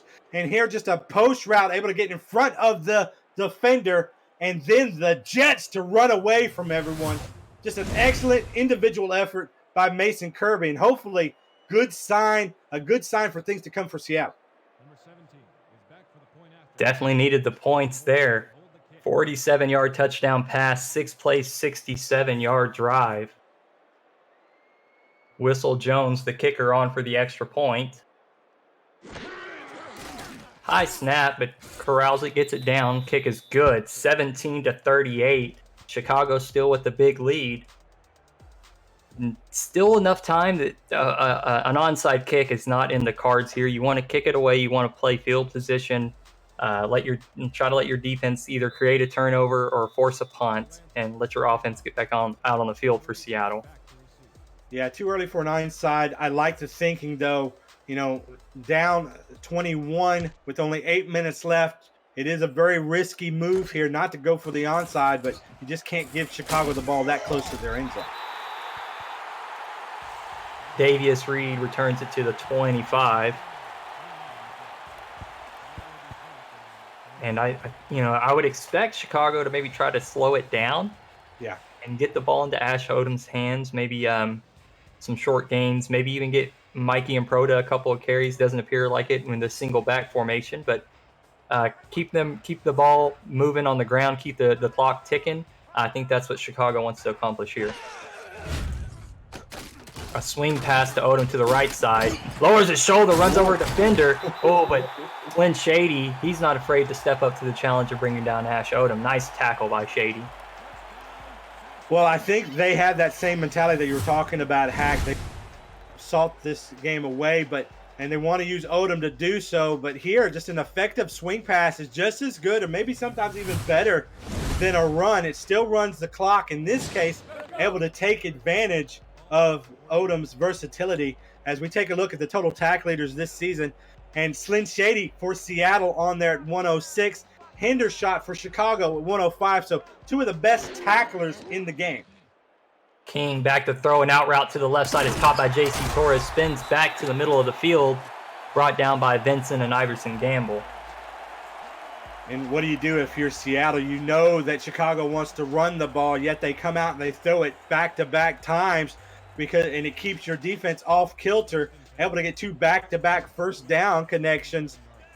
Chicago on a roll, continuing what we saw there in that impressive second quarter. Screen pass to Odom. Gets a couple. Good coverage by Kane Vasquez. Yeah, and Odom just doing a good job of getting what he could there, making positive yardage out of a play that probably should have went for negative yardage, but that's what you get when you get a dynamic playmaker in the backfield, a guy that you want to get the ball to in tight situations as well to try to make game-breaking plays. 11 receptions for Odom. Mikey and Pro down the flats, off the hands. Oh no! Intercepted. E.K. Vincent capitalizes on the butterfingers of Mikey and Proda, and Vincent gives the Seattle Tyrants excellent field position. Well, Improda coming into this game had only had 4 receptions. You see why. Bobbling that ball must have had butter at halftime, buttered popcorn, at halftime, not pure butter, although he has the frame that looks like he might be eating just butter. But they're bobbling the ball right into the hands of E.K. Vincent, a linebacker who is really great in coverage, can come away with those kind of interceptions. In the chat, twitch.tv/FTF next, Mikey and Proda, the fullback, is saying, come on, catch that. Yeah. Very disappointed with himself after that play. As the first down, Jacques Lunadula threw out to junior senior the third, but it was incomplete. And Seattle, Crash Cones is going to want to challenge this one. Yeah, challenging whether the receiver was in bounds or not. At this point, I'm not sure if I challenge that. That's a first down play. Those timeouts are going to be so precious for you. So, risking the loss of one of those timeouts when you know that you're going to need him to get back into this game, a big risk, but he must have saw something he liked. The pass has been ruled complete. The catch was made prior to going. And Combs, he's successful on the challenge. Nice. So it is ruled a completion for junior senior the third. And we'll see where the exact marking on the field is. Luandula now up to 265 passing yards. Ball is marked at the Chicago 11-yard line. Seattle inside the SFL red zone with 7 minutes remaining in the fourth quarter. 1st and 10. Enough room to get a first down. 3 wide receivers for Seattle. Met in the backfield immediately. Dropped for a loss. And that was Raymond Jones III. Yeah, this guy has been absolutely lights out in this game. RJ3 able to get quick penetration there on the center and find his way to Sandlin, a hard guy to bring down. Shotgun split backfield. Quick drop, wide open over the middle. Running the wrong way. What is going on, Mason Kirby? Back to the line of scrimmage, but it's still 3rd and 12. Been that kind of game for Seattle, and yeah, that's another one to add to the blooper reel. We're seeing enough of that tonight. Don't get points for going the wrong way. Well, I guess if you're the defensive safety, I guess that kind of counts. But that's not what you want. Lewandula in the shotgun, 3rd and 12 from the Chicago 13. Checks down to Sandlin to the left side. Breaks loose a one defender, but Jesse Vick is going to bring him down after a short gain. Well, Mike and Prada, time to bust out the checkbook because you need to write a big check and take out this defensive line to dinner after the game because they just saved you a little bit here with that nice defensive effort, keeping Seattle out of the end zone after that bobbled pass. On the field for a chip shot. It's going to be about 27 yards on this field goal attempt. Whistle Jones. Perfect on the day, 1 for 1. The kick is up and good from 27 yards. So 20-38, an 18-point deficit for the Tyrants. And we're going to take this opportunity to take a quick break. We're the SFL on 11 Sports and for the fans. Stay tuned and we'll be right back.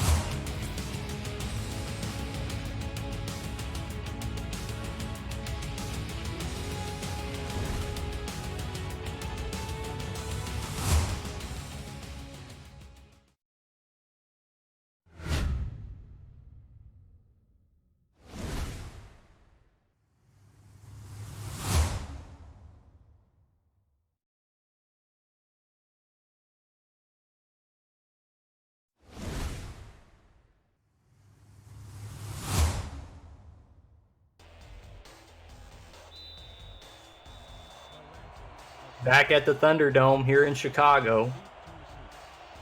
The field goal gives Seattle 20 points, but they've got a lot of points to make up with only 5.5 minutes to do it. Dadius Reed, a nice return, hesitates. Why did you hesitate? You had room down the left side, but brought down from behind at the Chicago 36. At times, this game has been a comedy of error, both sides of the ball, and then we've seen milestone set and a terrific record-setting second quarter here by Chicago. So we're just getting both sides of the coin in this game. But here an opportunity for Chicago to salt away this game, but they're in shotgun. Is it a comedy or a tragedy? I guess it's a comedy because we're laughing.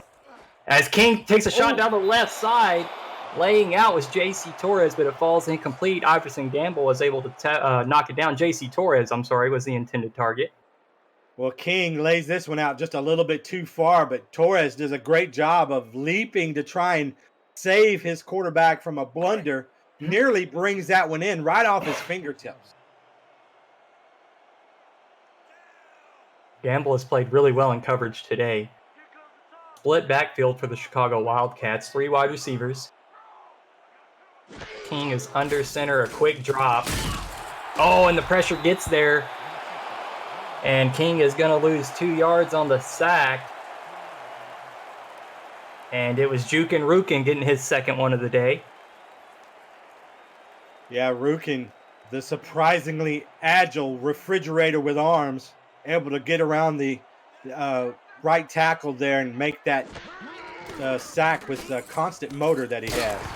Slant is completed over the middle. Short of the first down, Davius Reed couldn't get the extra yards needed for the first down. And Chicago's going to have to punt near midfield. Seattle's defense comes to play, steps up here when they're needed the most, able to get this 3 and out.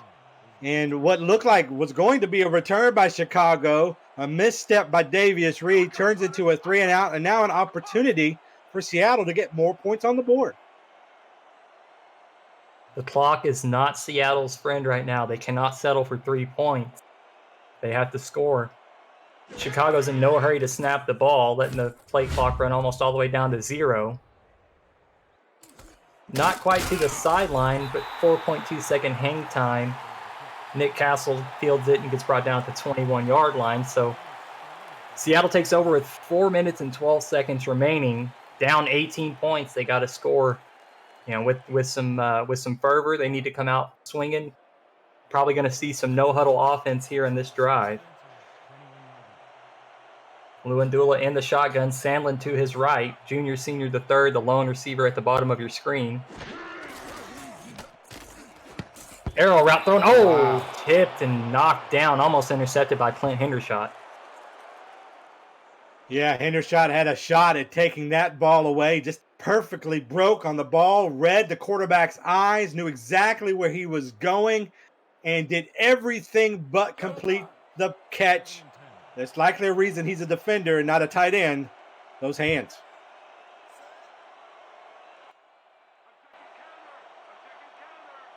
Under center, Luandula. Second down, quick drop. Fires out to the flats, and Sandlin he did get the reception, but loses a yard. Yeah, just a bit of a throwaway there by Lulandula. Feeling the pressure, gets it to Sandlin just a slightly too late, and the Sandman not able to catch that ball and cut up field. His momentum takes him out of bounds. And if you're watching at home and you really like these uniforms, you say, man, I really want to support my team, make sure to visit sector6apparel.com for all league and team apparel, including hoodies, t-shirts, team jerseys, and more. Sector 6, the official apparel provider of the SFL.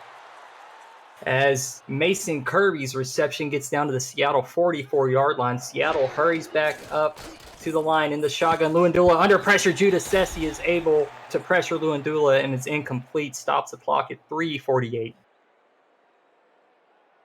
Yeah, Judas Sessi, along with Raymond Jones III, these two defensive tackles, really great interior rushers, getting pressure on quarterback from the middle.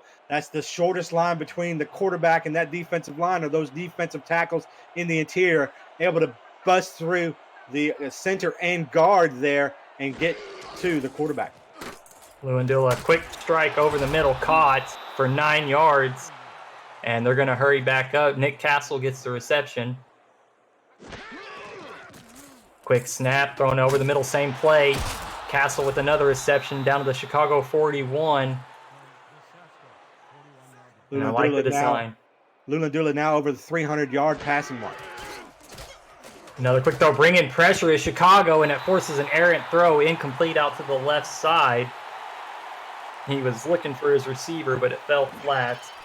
Joffrey Smelser. And the dangerous Jesse Vick there actually breaks off his coverage of another receiver and has the foot speed to get back in front of the tight end there, Tristan Carr, and knock it down. But Vick has 6 interceptions on the season. A dangerous playmaker, nearly came away with his 7th. And the incompletion gave the Tyrants a chance to huddle up and kind of regroup. They come out now under center. 3 wide receivers, 2 running backs. Back to throw. Out to the flats is caught. Sandlin stays in bounds, only gains a yard. Hendershot made him pay the price. Yeah, able to regroup and bring that in, but by the time he did, the defender was all over. 3 minutes to go in the fourth. Luandula needs a first down. He gets it. Nice completion as Andrew Combs, the receiver, is able to make their first down and move the chains. 2:51. Luandula pump fakes. Combs again. Can't get out of bounds. Gains 5 yards, and they got to hurry up. Chicago's taking their time getting set up defensively. And Luandula's not going to make them pay the price. Valuable seconds are ticking off the clock. Luandula looking downfield. Oh, and the pressure gets there. Huge sack. And that's going to be 99 is Eagle Mondavi with the sack. Seattle has to hurry. Checks down to the flats. The fullback, oh man, he only gets a yard. And I think Seattle's going to let this one go to the 2-minute warning, Steven. Yeah, Mondavi there on the previous play. Wow, just got pushed right into Lulandula's lap, forcing him to throw it a little bit quicker than he wanted to, and now the field goal attempt. And so with the 2-minute warning, Chicago has a 38-20 lead over the Seattle Tyrants here in Chicago, Illinois. You're watching the Simulation Football League on 11 Sports, and for the fans, stay tuned for the conclusion of this ballgame.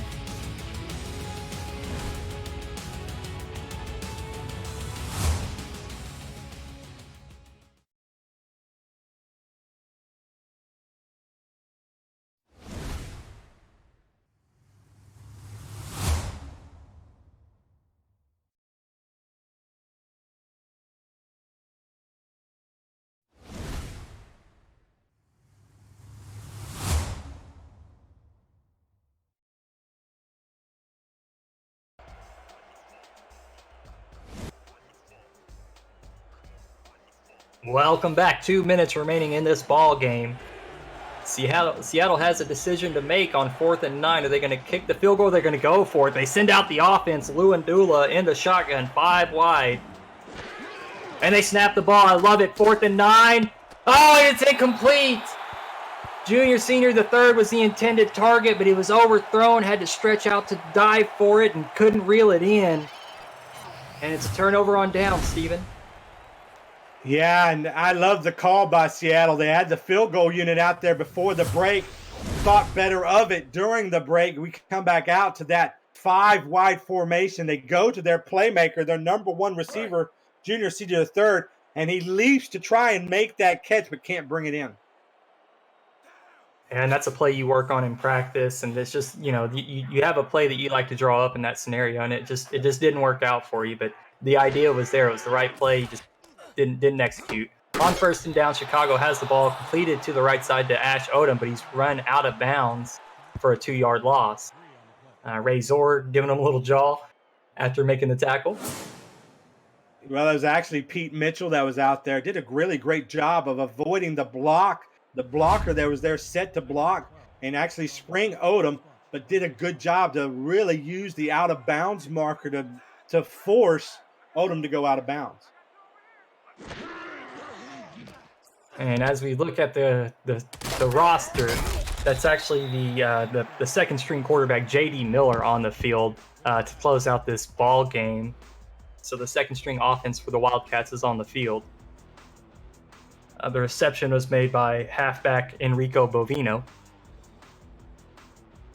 And what an impressive day it has been for Chicago. A little slow starting for both teams, but I think we'll look back on that second quarter, not just for that Odom blooper, but for those 4 touchdown passes by King that really broke this game open, and Seattle was just never really able to fully recover from that. And this pass from J.D. Miller is going to be intercepted, as Angeloni is able to come away with an interception today, taking advantage of the second string quarterback mistake.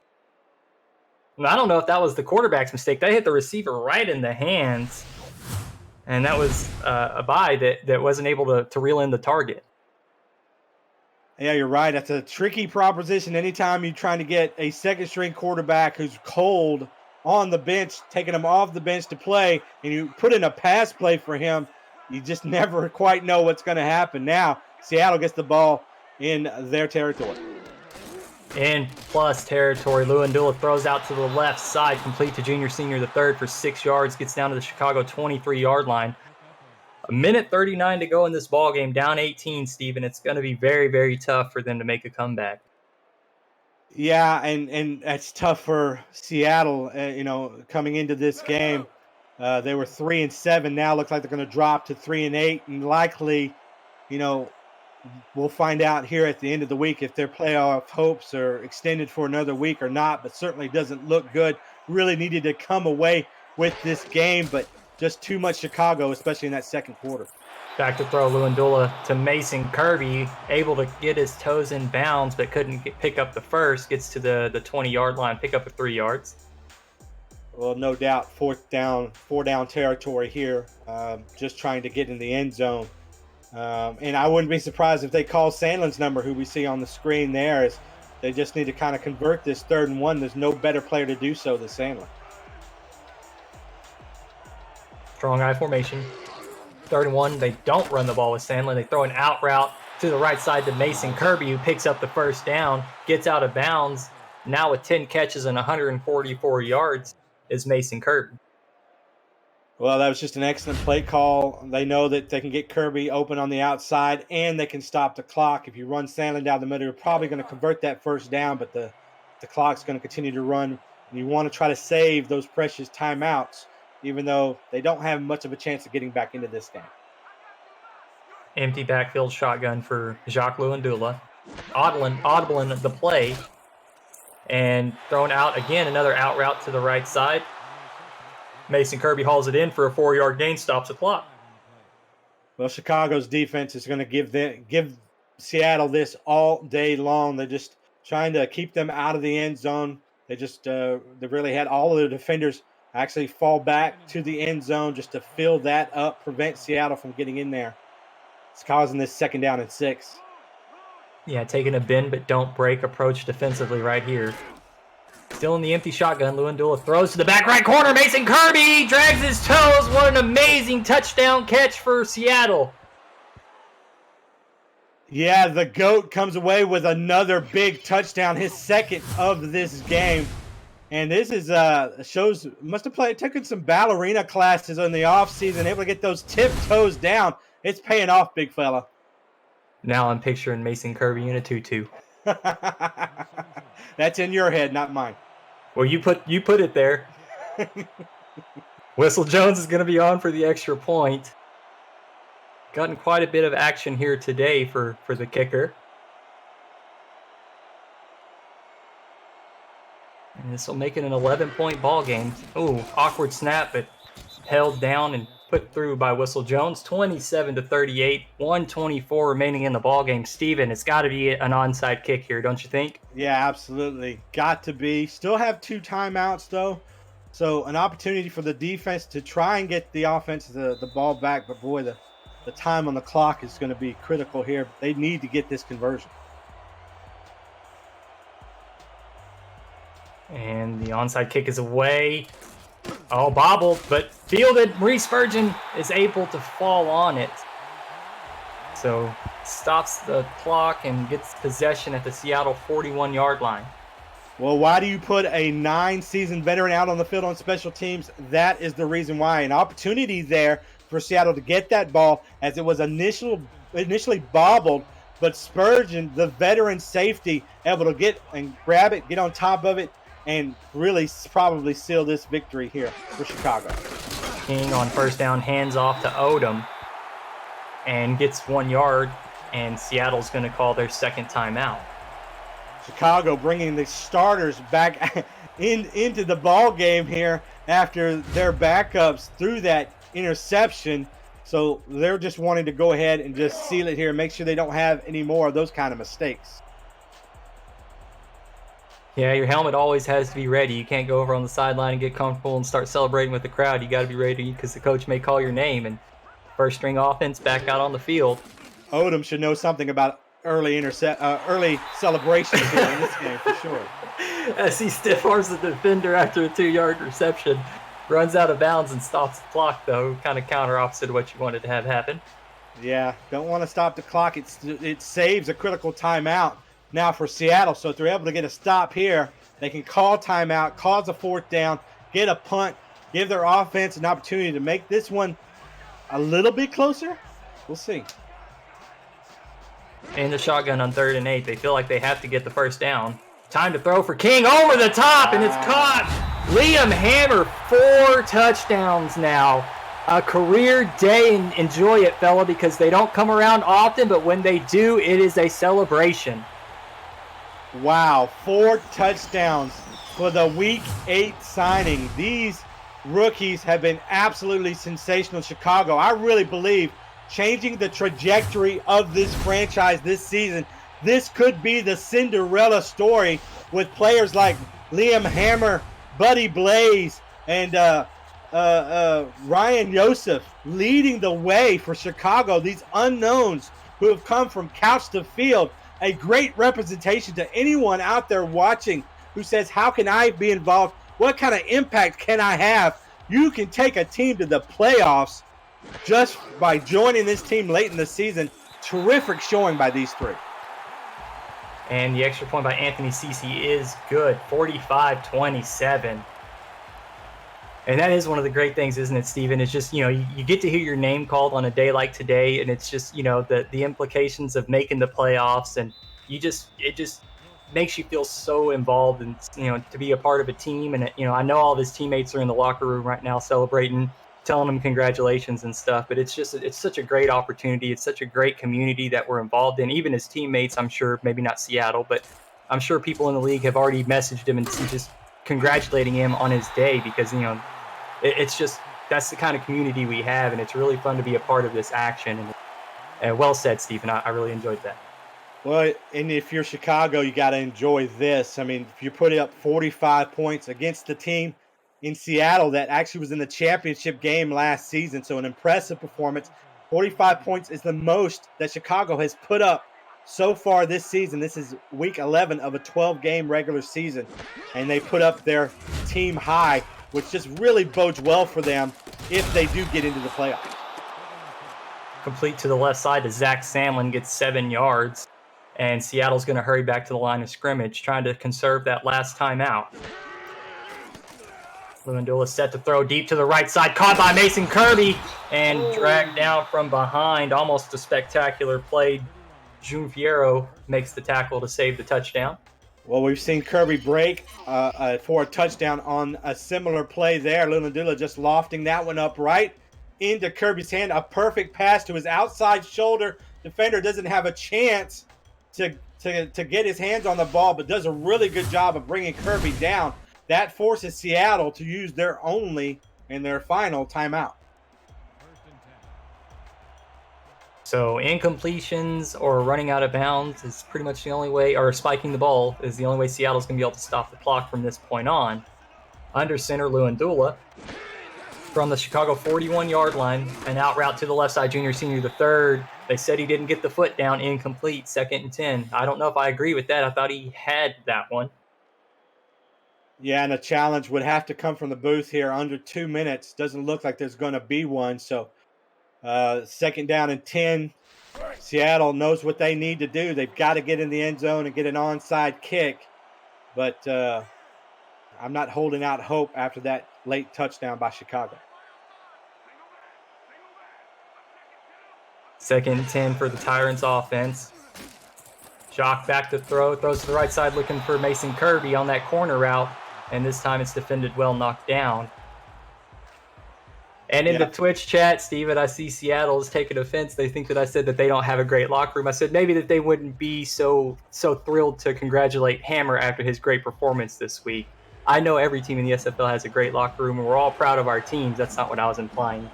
Well, I know the Seattle's locker room very well. I helped bring a lot of those players there. You know, and one of the key factors of bringing players into that franchise was that they have a high character.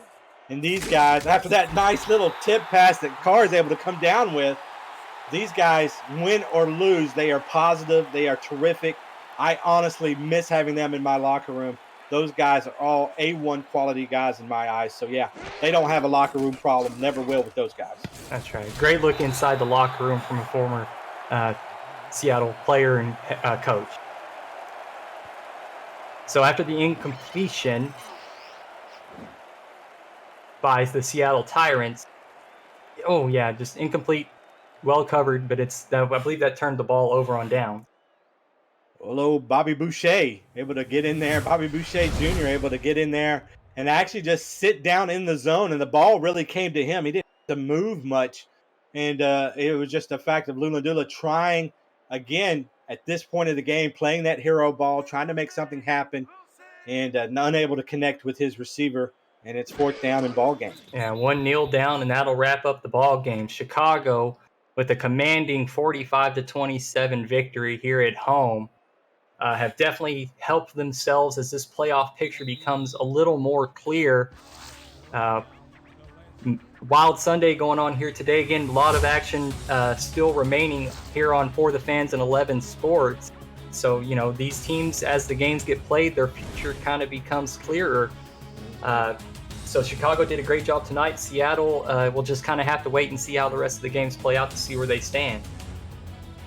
Yeah, and some good stats from Seattle there, but it was Chicago who was more effective hitting and getting into the end zone a whopping 6 times. E.T. King finishing the day 36 of 49, completing nearly 74% of his passes, 5 touchdowns. Did have those 3 interceptions, but didn't really hurt the Wildcats' efforts in this game. And it was a breakout performance for wide receiver Liam Hammer. 6 receptions on 8 targets for a 97 yards and a whopping 4 touchdown receptions. Just had himself a day here in Chicago. And it was a really fun game. We had a lot of fun here on this call with you, Steven.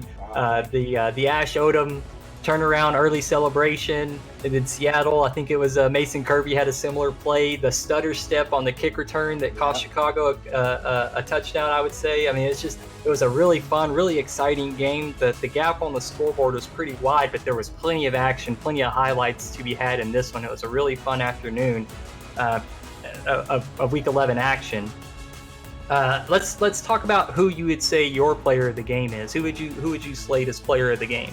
Well, let me say an honorable mention first off. Mason Kirby had himself a day as well. 13 receptions, 17 targets for 182 yards and 2 touchdowns. Just a terrific game by the GOAT, but you got to go with a player from Chicago. For me, I like the new kid coming in and making a name for himself, Liam Hammer, with those 4 receiving touchdowns. But we've seen the voting always get skewed to the quarterback. And considering the fact that King set a personal milestone with 25,000 all-time passing yards, I've got to go with the 7-season veteran in E.T. King. Just an absolute stellar performance. 36 of 49, 74% completion percentage. Those 5 touchdowns, 4 of those coming in the second quarter alone. 102.6 quarterback rating. You gotta like E.T. King here for the Player of the Game award. Yeah, I tend to agree with you. I think that the quarterback tends to get the nod, and so with the big game like he had, I would say that it's going to go to E.T. King. Liam Hammer with an absolutely lit up the stat sheet. But I think that the 4 touchdown performance in the second quarter, I really think that Chicago fed off of E.T. King today. I think that's what really he had them motivated. He got them going. So I think that's who's going to get the nod. Well, let's get another honorable mention here. Raymond Jones Jr. Raymond Jones III, defensive tackle. 9 sacks on the season, 3 in this game. Woo! Oh, Liam Hammer, surprise, nice. gets the player of the game for his 7 receptions, 133 yards, and 4 touchdowns. Celebrated in the locker room, is going to get the game ball this week from the broadcast booth. I am Stephen Hacker along with Stephen Molinex. Down in the stats truck was Tom Rahman and Rochelle Colston. Back at headquarters was producer Cameron Irvine. Stay tuned. We got more SFL action coming up next. Y'all have a great evening.